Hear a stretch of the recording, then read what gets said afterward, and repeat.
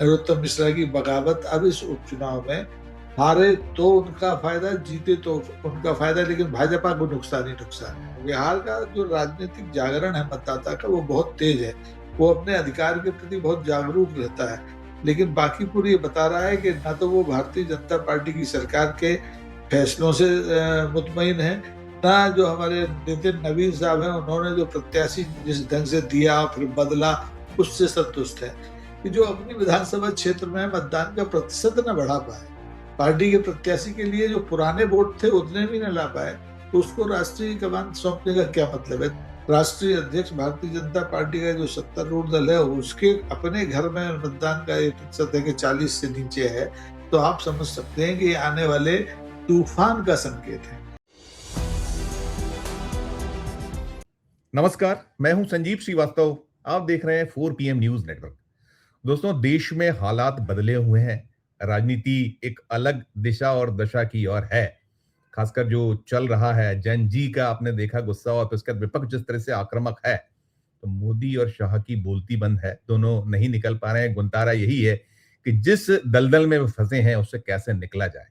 ये सब ठीक है, लेकिन अभी एक और लिटमस टेस्ट पर भारतीय जनता पार्टी है, और वो 3 उपचुनाव। देश में 3 उपचुनाव हुए हैं, और 3 उपचुनावों में जो वोटिंग जिस तरीके से ट्रेंड रहा है, वो कहानी चौंका रही है। क्योंकि जो भारतीय जनता पार्टी के राष्ट्रीय अध्यक्ष हैं, उनका अपना जो विधानसभा क्षेत्र पारंपरिक, उनके पिता पहले लगातार जीतते रहे, वही लगातार जीतते रहे, बांकीपुर, बिहार, पटना, वहां बहुत कम वोटिंग हुआ है।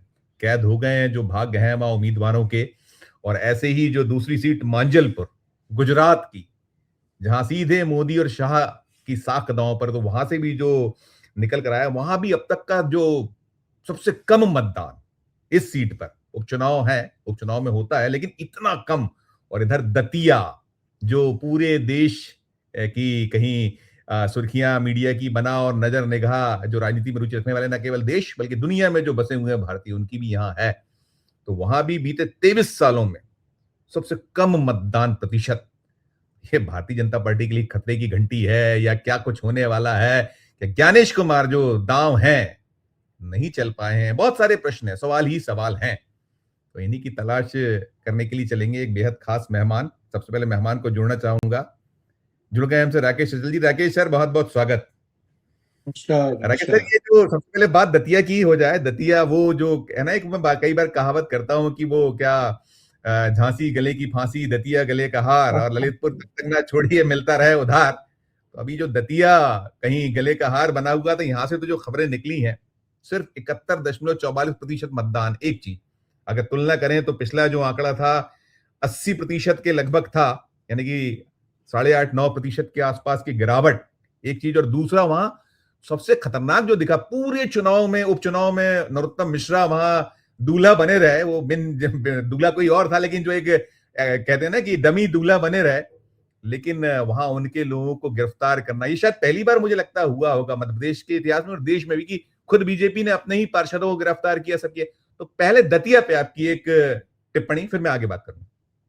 धन्यवाद संजीव जी। देखिए, जहाँ तक दतिया का सवाल है, वो मध्य प्रदेश में अब तक के जितने उपचुनाव हुए हैं उनमें मेरे याददाश्त में पिछले 40-45 साल के इतिहास में पहला दिलचस्प चुनाव इसलिए है कि एक पूर्व गृह मंत्री वहां टिकट की उम्मीदवारी के लिए अपने आप को तैयार करता है, और एन मौके पर उसको हटा के दूसरे आदमी को ला खड़ा किया जाता है, और फिर बगावत होती। सारा नाटक आपने देखा। अब भारतीय जनता पार्टी ने उसको मैनेज करने की कोशिश भी की, लेकिन इस बार दतिया में बुरी तरह से फंसे हुए हैं। आपने भी जो परसेंटेज की बात कही, वो तो असली आंकड़े तो ये है कि 11% से ज्यादा का अंतर है पिछले जो 2023 के चुनाव के मुकाबले। कायदे से तो ये था कि ये जो मतदान का प्रतिशत, क्योंकि नया प्रत्याशी भारतीय जनता पार्टी ने दिया था, तो बढ़ना चाहिए था, लेकिन उल्टा हुआ। उल्टा इसलिए हुआ कि जो एक बार कलई खुली है भारतीय जनता पार्टी की, बंद मुट्ठी जो खुली, नरोत्तम मिश्रा की बगावत अब इस उपचुनाव में हारे तो उनका फायदा, जीते तो उनका फायदा, लेकिन भाजपा को नुकसान ही नुकसान है। और भारतीय जनता पार्टी के पार्षदों तक को अगर प्रशासन गिरफ्तार करता है, तो इसका सीधा सा मतलब ये है क्यों उन्हें नजर बंद करके रखा, हम उसको गिरफ्तार शब्द वही हो सकता है मेरे। वही वही वही नजरबंदी है। औपचारिक गिरफ्तारियां तो नहीं हुई, लेकिन ये भी हुआ तो उससे जाहिर है कि भारतीय जनता पार्टी को नरोत्तम मिश्रा के समर्पण पर भरोसा नहीं है। उन्होंने जो कहा था कि मैं घर घर जाऊंगा, वोट डलवाऊंगा, मंच पर गए भी, रोए भी, लेकिन एक बार जो मुट्ठी खुल गई वो खुल गई, रंग उतर गया है। और भारत जो दतिया की जनता है बड़ी धार्मिक किस्म की जनता है, वेटिकन सिटी है मध्य प्रदेश की दतिया। तो क्या वहां बात के लोग किसी भी घमंड को बर्दाश्त करने के लिए तैयार नहीं। और मुझे लगता है कि इस चुनाव में जो फैसला होने वाला है 3 तारीख को, वो घमंड और सादगी के बीच में होगा। हालांकि त्रिकोणीय मुकाबला है। एक जो अपना आजाद समाज पार्टी है, उन्होंने भी अपना एक प्रत्याशी उतारा है। कहा तो जा रहा है कि ये भी भारतीय जनता पार्टी ने उतारा है कि कांग्रेस के दामोदर वोट यादव, दामोदर यादव। जी जी उनके वोट कट जाए। लेकिन मुझे लगता है कि भारतीय जनता पार्टी का जो तरीका रहा है नेताओं का, और जो प्रत्याशी इस समय मौजूद हैं, वो भी नरोत्तम मिश्रा से 21 ही बैठेंगे घमंड में, 19 नहीं है। वो संगठन के आदमी और ज्यादा अकड़ के चलते हैं। तो लोग, यहाँ के लोग अकड़ बर्दाश्त करते नहीं। और मुझे लगता है कि जो चुनाव परिणाम 2023 में रहे थे, वो ही अब 2026 के उपचुनाव में शायद आए हैं। अब बदल जाए तो अलग बात है, क्योंकि सत्तारूढ़ दल हर उपचुनाव जीतता है, ऐसी परंपरा है। लेकिन विजयपुर नहीं जीते थे पिछले दिनों।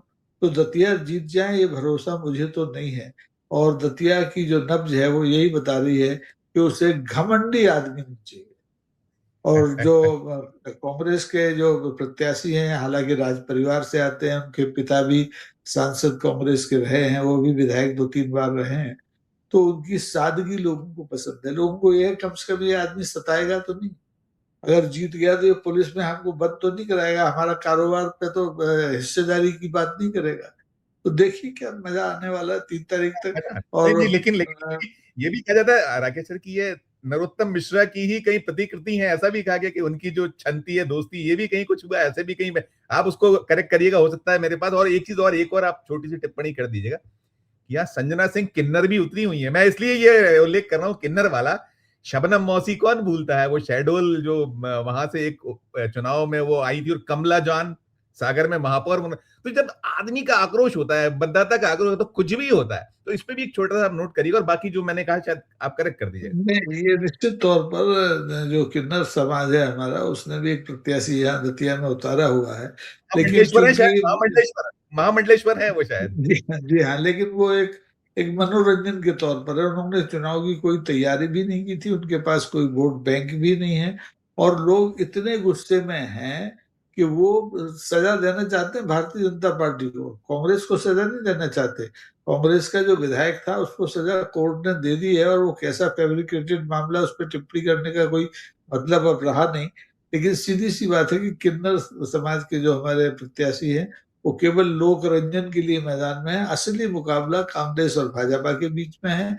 और जो हमारे आजाद समाज पार्टी है, वो तीसरा कोण बनाने की कोशिश कर रही है भारतीय जनता पार्टी को, जिससे कि जीतने में मदद मिले। लेकिन मुझे लगता है कि उनको कामयाबी नहीं मिलेगी। लोग आधी रोटी पर दाल नहीं लेना चाहेंगे, उनको पूरा परिणाम चाहिए। और देखिए ततिया क्या कहता है 3 तारीख को। जी बिल्कुल बिल्कुल। एक और बहुत इंपॉर्टेंट सीट, बांकीपुर।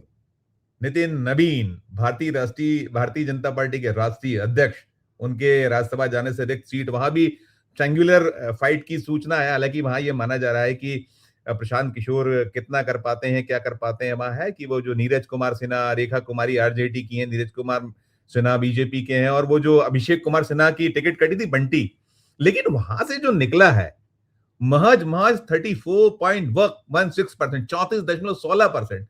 कितना बड़ा तमाचा इसको मान सकते हैं। ठीक है, कौन जीते कौन हारे, क्या हुआ क्या हुआ, वैसे हम परसेंटेज कम ही रहा करता था, लेकिन नितिन नवीन राष्ट्रीय अध्यक्ष बन जाएं, उनकी जो बीजेपी विश्वव्यापी पार्टी, दुनिया भर में उनके देव दुर्लभ कार्यकर्ता, तो यहाँ अगर बांकीपुर में नहीं निकल पा रहा है ये वोटर घर से, क्योंकि वहां 65.84% वोटर होने, लगभग 66% दूरी बनाई है। ये किस चीज का द्योतक, और इसमें ये भी आप करिएगा, ज्ञानेश कुमार पहले मतदान फिर जलपान और सब गुंतारे उधेड़ बुन, तो इसमें क्या क्या समाहित है, पीछे क्या देख सकते हैं। देखिए संजीव जी, बिहार का आपने देखा कि इस हिंदुस्तान में जो वोटों की चोरी का और कतर ब्योंत का अभियान शुरू हुआ था, एसआईआर, वो बिहार से ही शुरू हुआ था।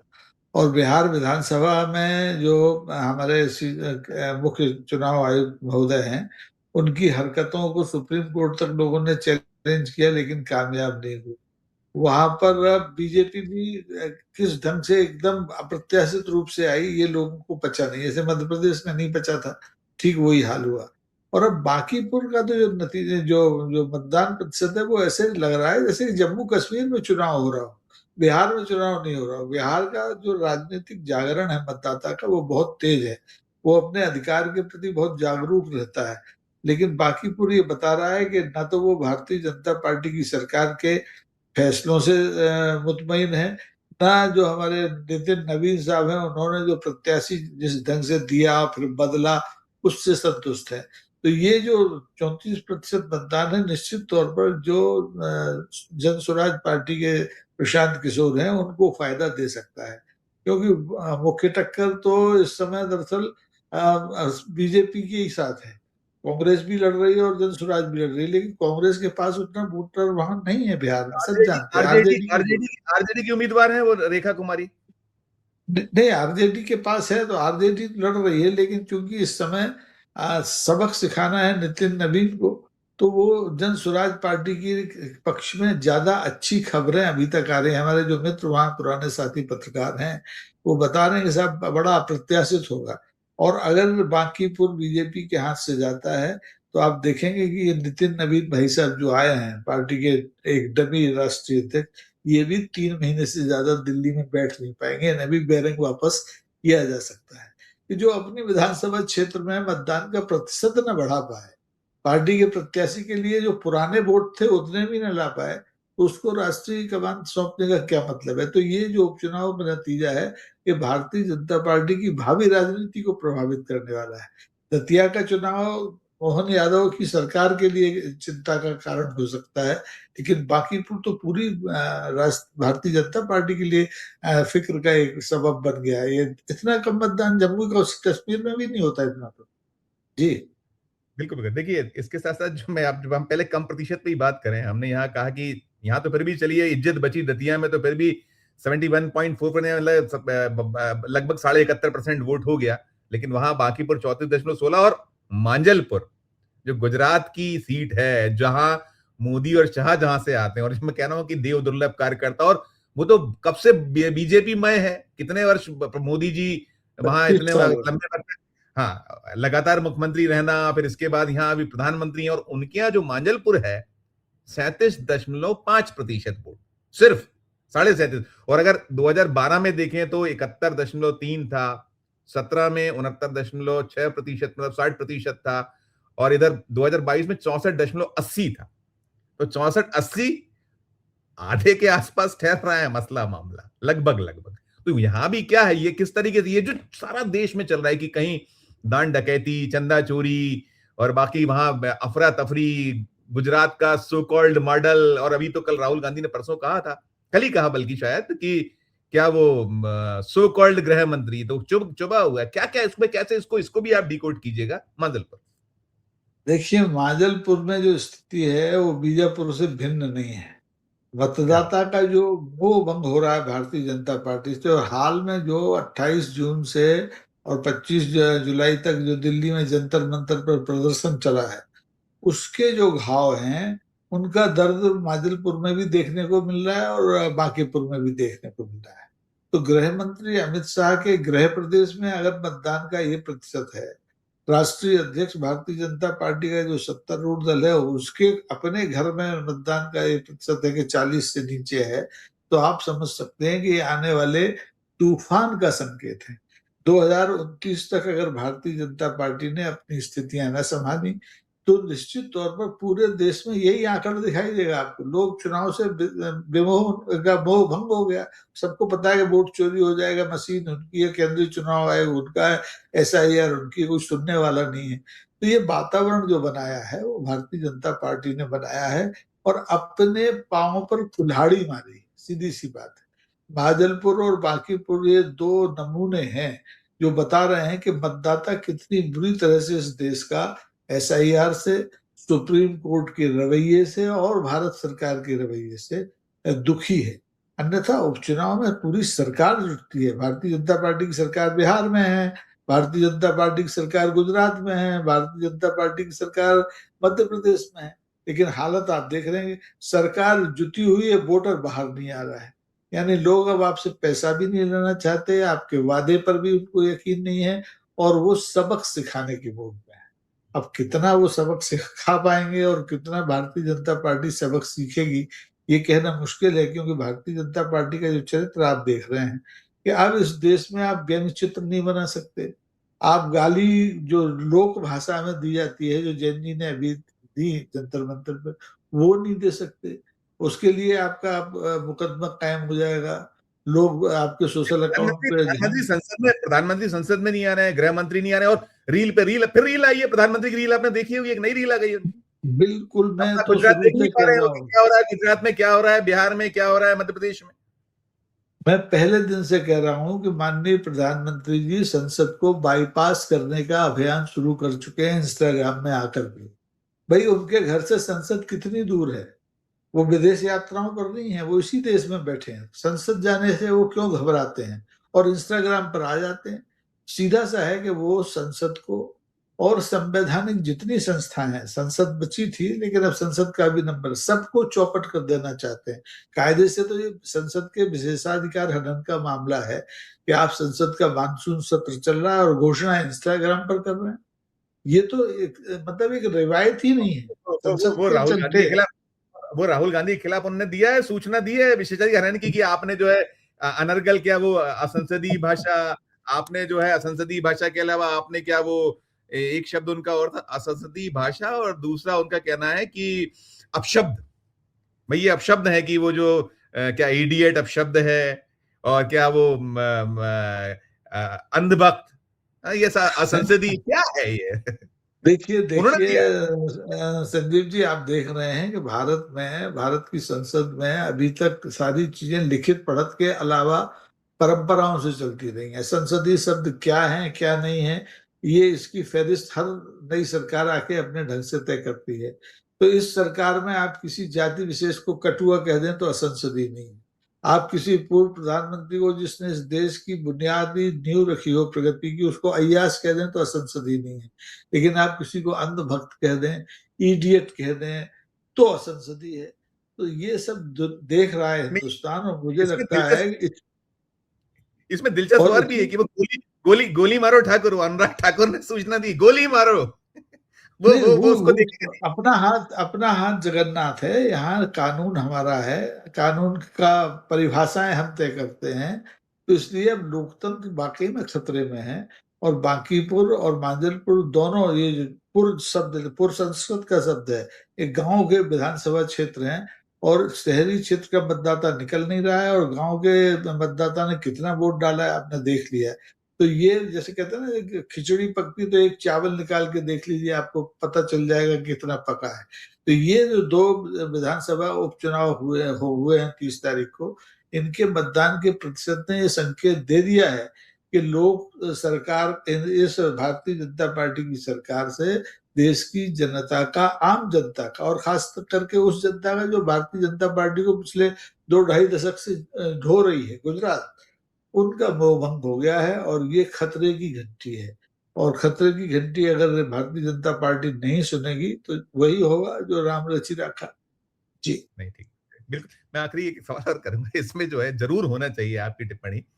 ज्ञानेश कुमार, क्या वो, इनके तो ब्लू आई बॉय हैं वो, कि चाहे वो चाणक्य बीजेपी जी ने कहती है कि किस तरीके से उधेड़ बुन साम दाम दंड भेद, तो कहीं ना कहीं वो भी। और इसके अलावा देखिए, जो अभी जेनजी का जो हमारा, या यूथ का, या जो विपक्ष का आक्रामकता है, वो कहीं अभी तो उन्होंने सिर्फ वो दिखाया अपना जंतर मंतर पर आकर, और मांग लिया और ले लिया इस्तीफा, दम लिया।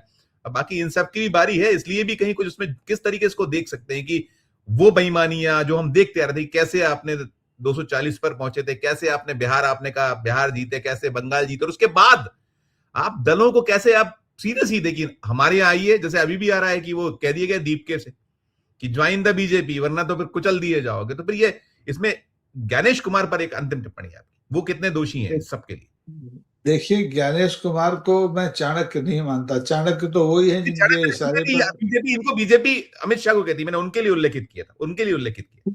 तो ज्ञानेश कुमार जी जो है एक कठपुतली है, इससे ज्यादा नहीं है। इसके पहले के एक आपको दूसरे नाम याद हो जो इनके पहले राजीव कुमार, चुनाव मुख्य राजीव चुनाव कुमार। आयोग थे, उनका पता नहीं है वो किस जमीन में खो गए हैं, हिंदुस्तान में है भी या हिंदुस्तान के बाहर है। यही एसडीएफसी के वो बना दिए गए, चेयरमैन बन गए। अब कहां से कर रहे हैं, किस जगह से, देश से पता नहीं है, दिख हिंदुस्तान ही में नहीं कहां रहे, पर। कहीं उनका फोटो नहीं, मैं गूगल पे सर्च कर रहा हूँ नहीं मिल रहा है। तो यही हाल ज्ञानेश कुमार का होने वाला है। आप देखेंगे संसद के मानसून सत्र के बाद ये सरकार अब कोई विकास विकास का इसको काम नहीं करना है, इसे 2029 के चुनाव की तैयारी करना है। और उस लिहाज से ज्ञानेश कुमार का जितना इस्तेमाल इन्हें करना था, जितने एसआईआर कराने थे उन्हें करा लिए। अब यहाँ तो ये है कि भाई अब ये दूध में मक्खी की तरह फेंके जाएंगे और कोई दूसरा ज्ञानेश कुमार पैदा हो जाएगा। क्योंकि इस समय तो हाथ पर आम उगाने की एक प्रतिस्पर्धा भारतीय जनता पार्टी के नेताओं में चल रही है।